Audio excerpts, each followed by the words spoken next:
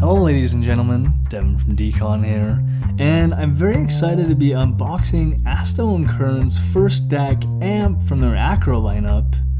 The ACRO lineup is Astell's new desktop audio line, and this is the L1000 model. I was in the market for a new DAC amp for my desktop setup, and a good friend of mine pointed me toward this one. Thanks, zombie. Anyway, let's get to it. As we open the box, we have a fairly hefty instruction booklet inside. This can also be downloaded from Astell's website if you ever lose it. Next, we have a warranty card which explains the 1-year warranty on the unit. As we dig further, we see a standard micro USB cable which came unfurled for some reason. Next is your standard power brick and power adapter.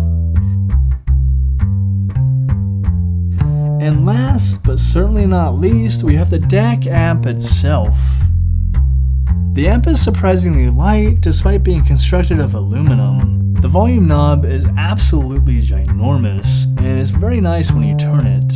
It is extremely smooth with a slight click, and it is very satisfying to turn. Adjacent to the volume knob is 12 LED lights which act as a volume indicator. Along the right side we have some ports.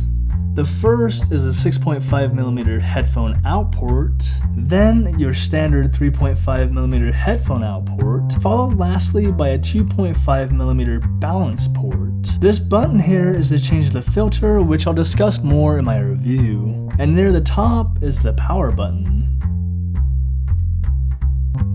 Looking at the rear of the unit, we have a micro USB input, followed by the power port. Next is the left and right speaker post, and above that is a balanced XLR output and a speaker toggle. This switch toggles between speakers or headphone output. Flipping the unit over reveals a rubber base, which helps prevent it from sliding on your desk. Well, that wraps up this unboxing. I hope you guys enjoyed it. If you did enjoy it, send me your likes. If you enjoy my content, send me your subs.